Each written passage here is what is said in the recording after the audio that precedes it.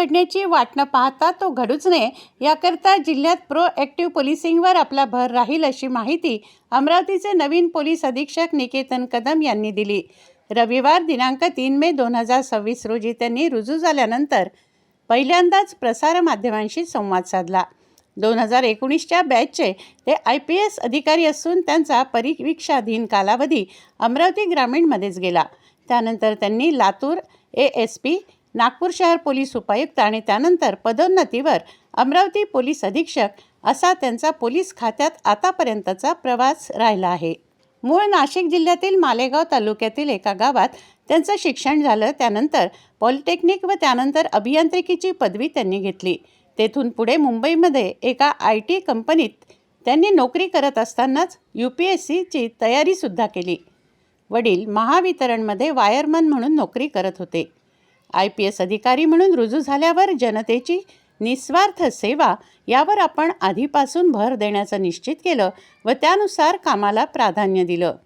Crime prevention आणि डिटेक्शनवर भविष्यात भर दिला जाईल। पोलीस खात्यात तिसरं व महत्त्वाचं व आव्हानात्मक काम म्हणजे कायदा आणि सुव्यवस्था कायम ठेवणे हे आहे। त्यामुळे शांतता प्रस्थापित करण्यासाठी जे कुणी प्रयत्न करतील पोलीस त्यांच्या सातत्याने पाठीशी उभे राहतील। अवैध व्यवसायाला प्रतिबंध घातला जाईल। त्यात लिप्त कुणी आढळल्यास त्यांच्यावर कडक कारवाई केल्या जाईल असंही पोलीस अधीक्षक निकेतन कदम यांनी सांगितलं। एकीकडे जनतेच्या सेवेसाठी पोलिसिंग करत असताना दुसऱ्या बाजूने सराईत गुन्हेगारांवर अंकुश ठेवण्यासाठी पोलिसांना असलेले अधिकार निश्चित वापरले जातील। मकोका, MPDA, हद्दपारी आणि अनेक पर्याय भविष्यात वापरल्या जाणार आहेत। त्यामुळे सुधर जाओ वरना आपका समय आने वाला है या शब्दात पोलीस अधीक्षक निकेतन कदम यांनी सराईत गुन्हेगारांना इशारा दिला।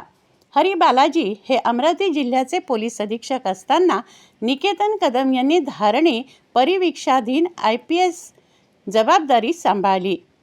परिस्थितीची जाणीव असल्याने त्यांनी धारणी पोलीस ठाण्यात त्यावेळी एक लायब्ररी सुरू केली।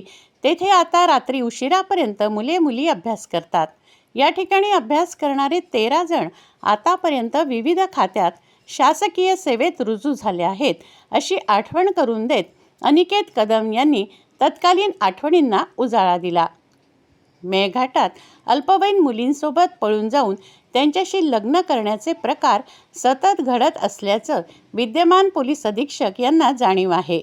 त्यामुळे स्थानिक परंपरा जपत असताना तेथील नागरिकांनी कायद्याचं महत्त्वही समजून घ्यावं यासाठी घुंगरू बाजारात त्यावेळी त्यांनी असे गैरप्रकार टाळण्याकरता जनजागृती करण्यासाठी काही फलकही लावली होती। त्याची त्यांनी यावेळी आठवण करून दिली।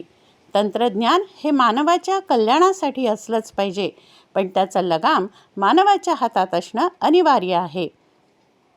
मायथोसच्या या युगात आपल्याला केवळ तांत्रिकदृष्ट्या सक्षम असून चालणार नाही, तर नैतिक आणि कायदेशीरदृष्ट्याही तितकंच सजग राहावं लागेल।